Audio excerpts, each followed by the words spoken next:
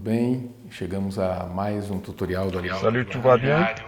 Nous avons un nouveau tutoriel dans notre quotidienne et aujourd'hui, nous allons voir la deuxième partie du message sur le mariage dans la vie d'église. C'est un thème qui est assez grand au point que l'auteur, c'est-à-dire celui qui a donné cette parole, ce message, a eu besoin de 2 messages consécutifs pour pouvoir embrasser tous les sujets d'une manière détaillée. Então, chegamos à parte 2 do tema. Alors nous sommes donc arrivés à la partie 2 de ce thème. Dans 1 Corinthiens 7, Paul dit ceci: « Or, pour ce qui est des choses au sujet desquelles vous m'avez écrit, il est bon à l'homme de ne pas toucher de femme. Mais à cause de la fornication, que chacun ait sa propre femme et que chaque femme ait son mari à elle. » O apóstolo Paulo aqui estava respondendo. Alors ici, l'apôtre Paul était en train de répondre aux questions des frères de l'église de Corinthe à propos de ce sujet-là. Foi discorrendo e ajudando os irmãos ali. Et il a donc parlé, essayant d'aider les frères. Donc, cette aide de ce discours que Paul a tenu est venu jusqu'à nous et nous avons donc une parole très précieuse sur la vie d'église, sur le mariage dans la vie d'église.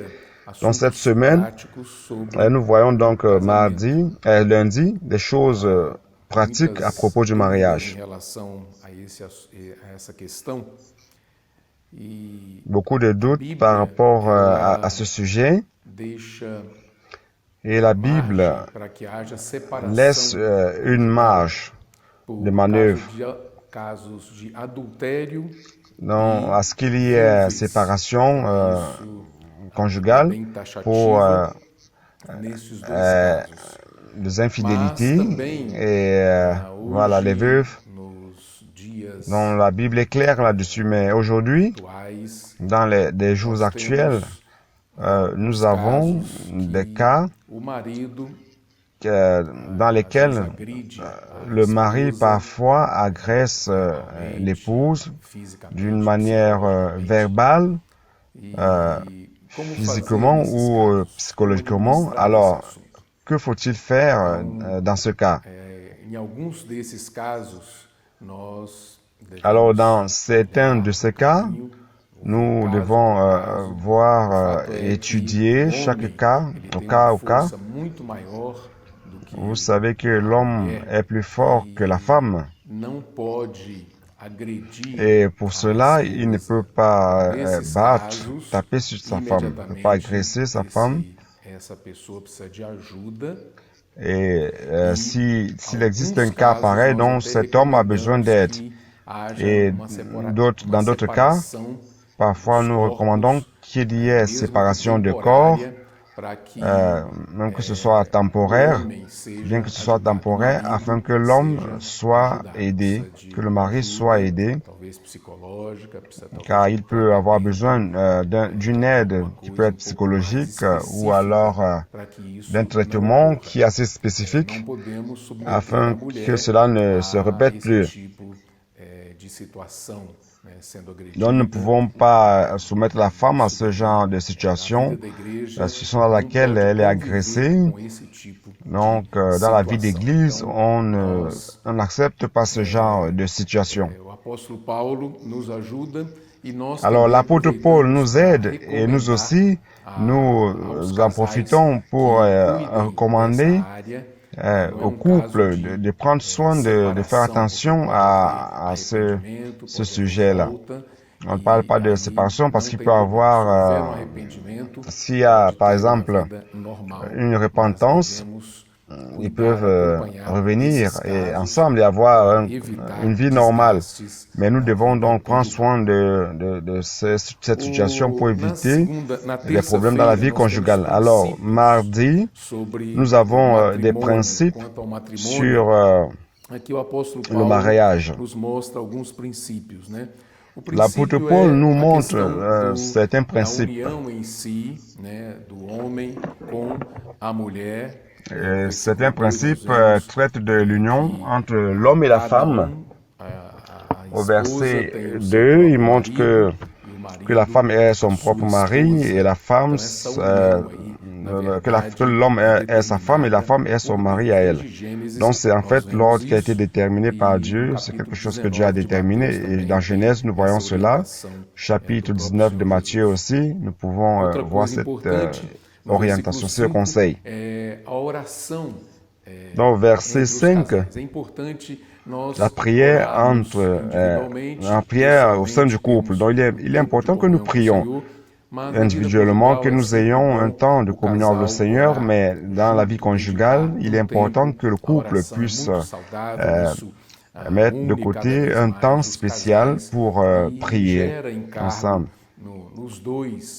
Et cela va engendrer un fardeau au milieu de ce couple par rapport à la vie et au service au Seigneur. Alors, au verset 5, il dit aussi que ne vous privez pas l'un à l'autre. C'est une recommandation parce que si cela existait, Satan pourrait profiter de cette brèche pour entrer au milieu du couple et provoquer une séparation. Donc, ce principe est très important. Il y a une série de principes, mais nous allons juste en parler de quelques-uns et vous pourrez les lire avec calme plus tard. Donc, le verset 12 dit que si le mari a une épouse qui n'a pas encore cru au Seigneur et qu'elle consent à vivre avec lui, alors il ne doit pas l'abandonner. Et plus tard, l'apôtre Paul montre que l'épouse qui ne croit pas au Seigneur peut être gagnée par le Seigneur grâce au témoignage du mari qui a la crainte de Dieu et vice-versa. Donc, ce n'est pas un cas de séparation, bien au contraire. Ils doivent rester ensemble et s'il y a une personne, comme nous l'avons dit, qui ne croit pas au Seigneur et qu'elle consent à rester dans la vie conjugale, alors cette personne doit y rester. Alors, le verset 35, ici nous avons aussi l'importance de la consacration au Seigneur. Nous devons nous consacrer dans notre vie conjugale et encore plus au Seigneur. Et le verset 39, si le mari meurt, alors la femme est libre pour se marier de nouveau. Et l'apôtre Paul il dit ici seulement dans le Seigneur. Donc tout ce que nous faisons, ça doit être uniquement dans le Seigneur. Alors là, c'était mardi. Donc mercredi, on parle du mariage civil dans la vie d'Église. Donc ça veut dire que nous devons nous soumettre à la loi du pays dans lequel nous vivons par rapport au mariage, à l'union matrimoniale. Et s'il y a séparation, il peut arriver que cela se passe, et que cette personne qui s'est séparée était dans la vie d'église et après sortir de l'église et aller dans un autre lieu, et après se marier de nouveau et est revenu après dans l'église. Donc, devant une telle situation, il faut que les choses soient régularisées. Il est sorti, il est revenu, il est important qu'il y ait repentance et que tout soit réglé. Il faut qu'il y ait un règlement de la situation, de la condition de la personne. Donc ce travail est très important, cette posture de repentance, car le sang du Seigneur peut nous laver de tout péché et peut produire en nous une nouvelle création, c'est-à-dire transformer toutes choses. Nous pourrions être lavés, sanctifiés, justifiés au nom du Seigneur et par l'Esprit. Et toutes ces choses, toutes ces possibilités, nous les rencontrons dans la parole du moment où il y a une repentance totale et qu'il y ait des fruits de la repentance. Et aussi plus tard, nous voyons la nécessité du perfectionnement des leaders de l'Église afin d'aider les frères par rapport à la vie conjugale. Beaucoup de frères ont besoin d'aide. Par exemple, le fait d'accueillir de nouveau les personnes qui étaient sorties de la vie d'église, qui s'étaient séparées et après qui sont revenus. Donc, comment les accueillir? Comment embrasser ces personnes? Si nous prêchons l'évangile à ceux qui ne connaissent pas Dieu et qui deviennent des chrétiens en Christ et se convertissent, et si nous les accueillons, mais cependant, s'il y a quelqu'un qui était déjà au milieu de nous et qui est sorti à cause du problème de mariage, et après il s'est repenti et qu'il est revenu, nous devons donc l'accueillir de nouveau. Alors, l'accueil dans l'Église, c'est une chose. La participation de cette personne dans les services de l'Église en est une autre chose, car cela l'expose et à cause de cela, la conscience des frères est touchée. Imaginez donc les frères dans la vie d'Église qui ont vécu la sortie de ce frère avec une condition conjugale un peu douteuse. Il s'est séparé et puis après il se marie de nouveau et il vient servir le Seigneur dans une position qui est visible. Cela blesse la conscience des frères. Donc, par amour aux frères, nous devons beaucoup faire attention à ce sujet et observer, bien observer chaque cas. Alors, cet accueil, de nouveau, peut qualifier le frère à servir, peut qualifier le frère à servir de nouveau dans la vie d'église, dans un service peut-être discret, mais pas un service qui soit mis en exergue, en évidence dans l'église.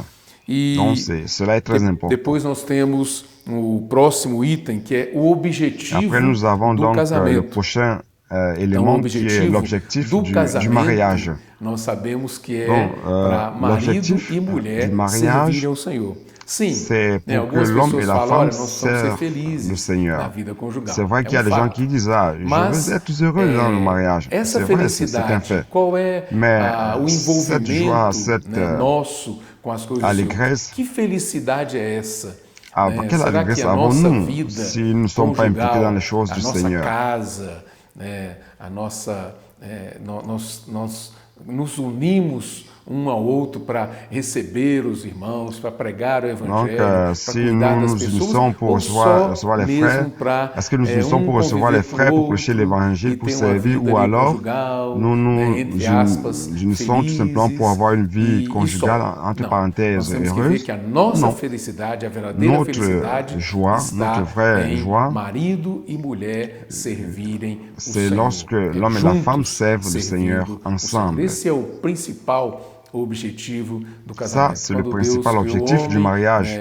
Lorsque Dieu a créé l'homme, après il a créé la femme, à partir de l'homme, il a produit la femme, et le désir de Dieu était qu'il coopère avec lui dans le jardin d'Éden, en cultivant et prenant soin du jardin. Alors aujourd'hui, notre fonction dans la vie d'Église comme couple consiste en prendre soin des choses du Seigneur, des choses qui sont liées à l'Église, au service. C'est cela qui donne la vraie joie, le vrai bonheur. Nous devons nous rappeler que le bonheur, c'est lorsque nous donnons. Non, bienheureux c'est celui qui donne que celui qui reçoit. Donc, nous devons appliquer cela aussi dans notre vie conjugale. Nous devons ouvrir notre maison afin que l'homme et la femme puissent coopérer au progrès de l'Évangile. Augmenter le nombre de personnes dans l'Église, votre maison soit une maison consacrée, ouverte, et qui certainement va produire beaucoup de fruits pour la gloire et l'honneur du Seigneur. Alors, cette parole que l'apôtre a donnée, c'est devenu l'enseignement des apôtres. que aí C'est un no thème final da très semana, précieux. no sábado e Car à la domingo, fin de la semaine, samedi o et nosso dimanche, irmão nos notre ajudou frère a ver nous esse a aidés assunto, que à essa voir ce palavra tão sujet, importante se car ce tornou message o est très ensinamento important au point qu'il est dos devenu apóstolos. un E o enseignement des que é apôtres. o ensinamento dos apóstolos? É muito importante Alors, a c'est quoi gente un enseignement des apôtres? Il est important, colocar isso aqui para très vocês. important Então, que nous o puissions irmão nos expliquer ajudou cela. a ver 7 Donc, le frère itens, nous a aidés à voir 7 7 princípios items, a respeito 7 do principes ensinamento dos apóstolos, par rapport para a aux gente enseignements perceber, des apôtres, né, que realmente essa afin que nous palavra puissions nous não é só rendre uma réellement palavra compte qualquer, mas se tornou que ce message ensinamento n'est pas tout precioso simplement para a un igreja. Quer message dizer, o ensinamento dos quelconque, apóstolos mais cela ele est devenu precisa un ser enseignement précieux. observado pela Et igreja para que l'enseignement a igreja possa des apôtres avançar, doit être né? observé par l'Église O afin que l'Église crescimento puisse da igreja progresser, seja normal. Quer dizer, afin pessoas que que não la se croissance de importam com o ensinamento l'Église dos soit apóstolos normale. são Donc celui pessoas que qui ne se estacionam préoccupe na pas, qui vida ne cristã, na vida da fait pas igreja. Então attention podemos estar à até na vida da igreja, l'enseignement des mas se apôtres, nós c'est não quelqu'un qui sera stationné observarmos o en ensinamento tant dos que chrétien apóstolos, dans la nós vie d'église si vamos nous ficando para pratiquons trás. les enseignements, si Nos nous ne tornando pratiquons pas les cada vez mais enseignements pessoas des apôtres, infrutíferas. nous allons Então, a toujours primeira rester en coisa, arrière et o primeiro sans porter des princípio fruits. Alors, importante le premier é principe que o important, fato de Deus trabalhar c'est e le fait atuar que por meio Dieu do travaille Espírito. et agit Então à Deus travers l'Esprit. usa os Donc, apóstolos Dieu e utilise o les Espírito apôtres tem liberdade et de l'Esprit a trabalhar la e liberté atuar. de Essa é a travailler maneira et de Deus d'agir. agir Cela no est la Novo manière de Dieu Testamento. d'agir O dans le Nouveau segundo Testament. princípio importante Dans le deuxième é que principe important, essa palavra, o ensino de Paulo era uma c'est- concessão, não um cette mandamento. parole, ce Então, message uma de Paul, concessão, ou seja, c'est uma un conseil en autorização fait. que Deus deu a ele. Ce n'est pas e un se commandement, donc c'est une tornou autorisation que Dieu lui a da donnée parte et de cela Deus est devenu por disponible de meio la part do de Dieu apóstolo.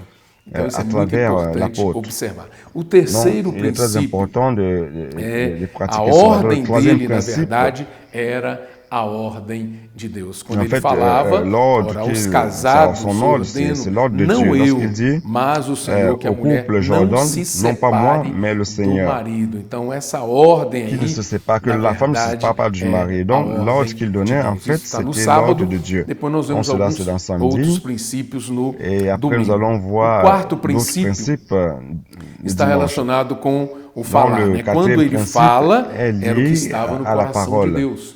Quando Donc, o ce qu'il dit, c'est ce qui était dans le apóstolo cœur fala, de Dieu. ele fala Et aquilo que está lorsque no l'apôtre coração parle, de il Deus. dit, il O parle quinto ce qui est princípio, dans le cœur de Dieu. sobre certos Le cinquième assuntos, principe, ele dava a sua opinião. sur certains E sujets, tinha il donnait confiança son de que opinion. essa Et il também était era a opinião sûr de de ce Deus. que Era c'était tão aussi íntimo l'opinion de Deus, Dieu. tão próximo a Il était Deus, tellement que a intime palavra de Dieu, dele très proche de se Dieu, que sa parole se tornou, na verdade, a devenait palavra de en Deus. É a réalité mesma la coisa. parole de Dieu. Donc, Estavam c'est la tão même chose. unidos ali ao outro. Então, Donc, ils o étaient apóstolo unis l'un à l'autre. é essa pessoa. Alors, O l'apôtre, sexto c'est princípio, cela l'apôtre, en fait. Donc, ele le falava assim, sixième principe, ele pensava que dit, também tinha o Espírito de je Deus. pense.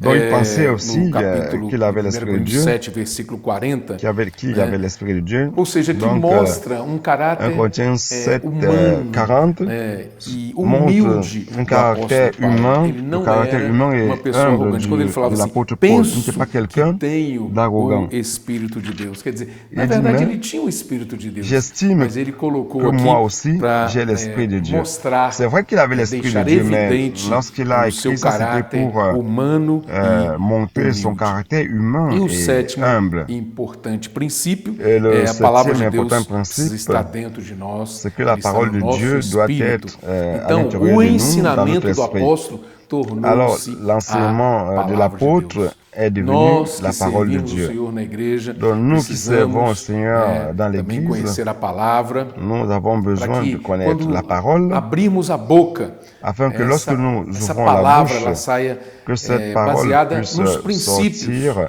basée no sur princípio de nós sur sermos le um com o principe, Senhor. Não uma sur le palavra fait nossa. Então nós que precisamos nous ter a sommes palavra de Deus intimement avec le correndo, Seigneur, mais né, pas notre propre ali, parole.